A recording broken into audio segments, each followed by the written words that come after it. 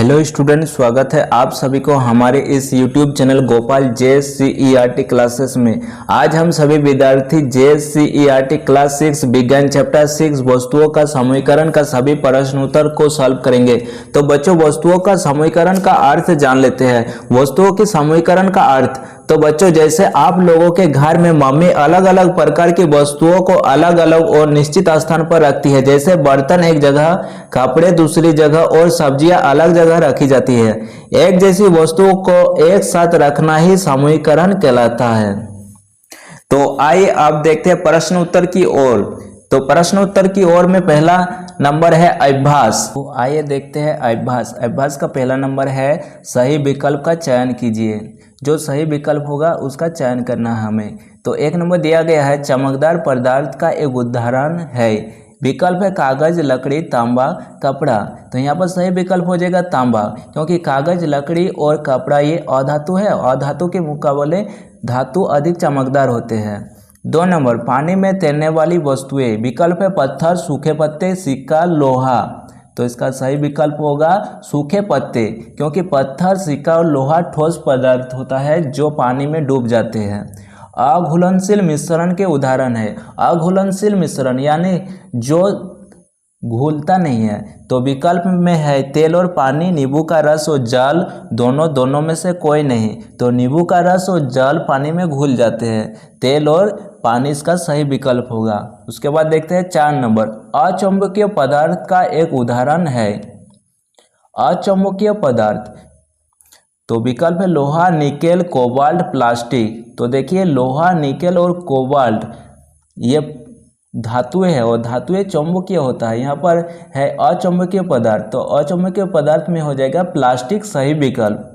अब आगे बढ़ते हैं। आगे में 2 नंबर सही कथन के लिए सही एवं गलत के लिए गलत का चिन्ह लगाए। 1 नंबर दिया गया है ऑक्सीजन गैस जल में घुलनशील है। तो ये सही हो जाएगा, ये वाला सेंटेंस सही है, क्योंकि ऑक्सीजन गैस जल में घुलनशील होते हैं। मछली जल में रहते हैं और मछली ऑक्सीजन को सांस लेते हैं और जल को छोड़ देते हैं। तो अब 2 नंबर में दिया गया है स्पंज के टुकड़े को नहीं दबाया जा सकता। ये गलत होगा, क्योंकि स्पंज के टुकड़े नरम होते हैं, उसे दबाया जा सकता है। 3 नंबर में दिया गया है सोना पानी के संपर्क में आने पर अपनी चमक खो देता है। तो ये गलत होगा, सोना पानी के संपर्क में आने पर अपनी चमक नहीं खोता। 4 नंबर पानी एक अपारदर्शी पदार्थ है। तो ये सेंटेंस गलत होगा, पानी स्वच्छ पानी के आर पर हम लोग देख सकते हैं। तो विद्यार्थियों, आप लोग इसका स्क्रीनशॉट रख लीजिए या वीडियो को रोककर अपने नोटबुक में लिख लीजिएगा। तो चलिए आगे बढ़ते हैं 3 नंबर की ओर। 3 नंबर में दिया गया है निम्नलिखित में प्रत्येक के 2 उदाहरण दीजिए। 1 नंबर दिया गया है नरम पदार्थ। नरम पदार्थ का 2 उदाहरण होगा, एक रुई और एक स्पंज। 2 नंबर जल में घुलनशील द्रव है। तो जल में घुलनशील द्रव हो जाएगा एक शराब। 2 नंबर सिरका। 3 नंबर जल में घुलनशील गैस है। तो जल में घुलनशील गैस एक विकल्प होगा ऑक्सीजन और दूसरा नंबर हो जाएगा कार्बन डाइऑक्साइड। 4 नंबर में है जल में अघुलनशील ठोस। तो एक रेत हो जाएगा, एक पत्थर हो जाएगा। रेत और पत्थर जल में घुलनशील नहीं होते। अब आगे बढ़ते हैं। अब आगे में देखिए 4 नंबर में प्रश्न दिया गया है निम्नलिखित में किन पदार्थों को आप मुलायम पदार्थ के रूप में चिन्हित करेंगे और क्यों? बर्फ, रबर का छल्ला, पत्ता, पेंसिल, मोती, पका हुआ चावल, रोटी, दाल, शार्पनर। तो उत्तर में लिखेंगे मुलायम पदार्थ। मुलायम पदार्थ में हो जाएगा रबर का छल्ला, पत्ता, पका हुआ चावल, रोटी, दाल, क्योंकि इन पदार्थों को आसानी से दबाया या मोड़ा जा सकता है। अब देखते हैं 5 नंबर क्वेश्चन की ओर। 5 नंबर निम्नलिखित समूह में मेल न खाने वाला ज्ञात कीजिए। तो देखिए 1 नंबर है कुर्सी, मेज, अलमारी, बच्चा, पलंग।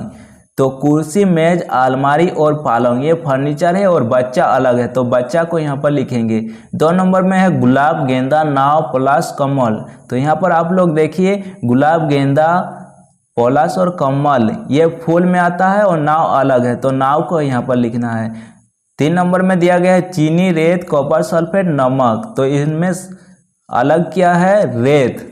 चीनी, कॉपर सल्फेट और नमक घुलनशील पदार्थ है और रेत घुलनशील पदार्थ नहीं है। 4 नंबर दिया गया है तेल, चाय, शरबत, पानी।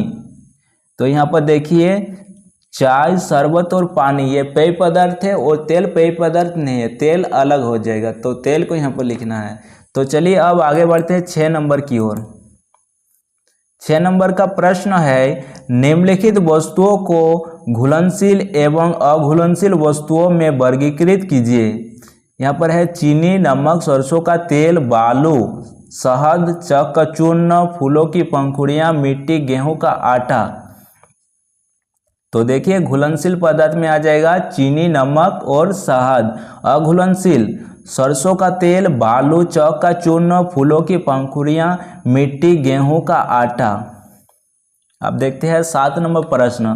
7 नंबर का प्रश्न है नीचे कुछ वस्तुओं के नाम दिए गए हैं जल, बल, संतरा, चीनी, सेब, अंगूर, घड़ा, गोलब। इनका समूहीकरण कीजिए। गोल आकृति बल, संतरा, घड़ा और गोलब हो जाएगा। 2 नंबर अन्य आकृतियाँ जल, चीनी, सेब, अंगूर। 3 नंबर खाद्य पदार्थ संतरा, चीनी, सेब, अंगूर। अखाद्य पदार्थ बल, घड़ा और गोलब होगा। अब देखते हैं 8 नंबर प्रश्न। 8 नंबर का प्रश्न है पदार्थों के समूहीकरण का उपयोग अपने दैनिक जीवन में आप कहाँ कहाँ करते हैं? तो 8 नंबर का उत्तर देखिए हम अपने दैनिक जीवन में वस्तुओं को उनके गुण और उपयोग के आधार पर अलग अलग समूह में रखते हैं। जैसे घर में खाने की वस्तुएं, कपड़े, किताब और बर्तन अलग अलग स्थान पर रखना पदार्थों के समूहीकरण का उदाहरण है। अब 9 नंबर का प्रश्न है पारदर्शी, पारभासी और अपारदर्शी वस्तुओं में अंतर उदाहरण सहित लिखिए। तो उत्तर में लिखेंगे वस्तु, अंतर और उदाहरण। पारदर्शी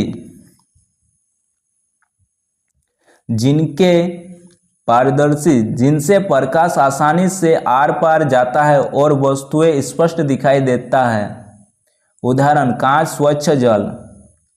पारभासी जिनसे प्रकाश कुछ मात्रा में आर पार जाता है लेकिन वस्तुएं स्पष्ट नहीं दिखाई देती है। उदाहरण तेल लगा कागज, धुंधला कांच।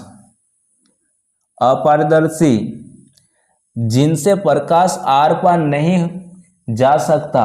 उदाहरण लकड़ी, पत्थर।